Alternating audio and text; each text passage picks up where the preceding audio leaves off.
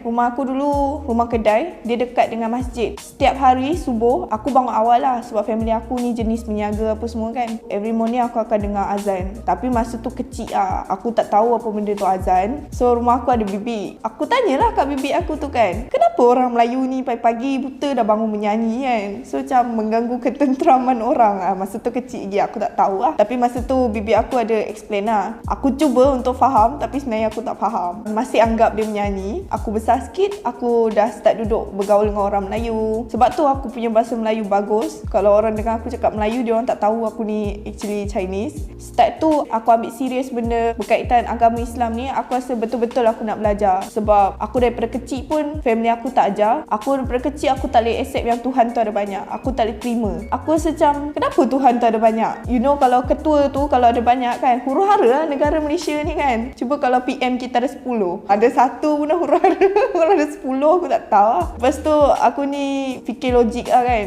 Aku tak boleh terima lagi satu, kenapa Tuhan aku ni manusia yang buat, habis tu aku ni siapa buat?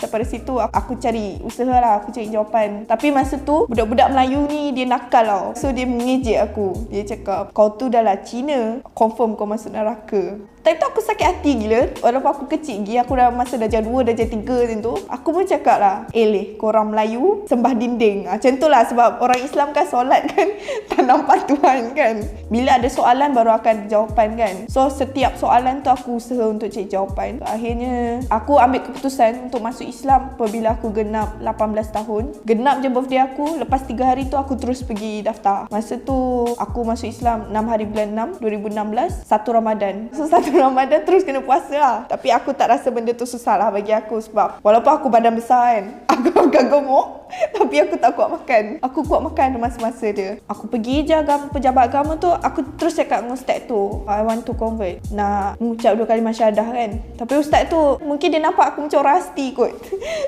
Dia tak tanya aku ni bangsa apa kan. Dia terus tanya, you convert sebab you nak kahwin ke?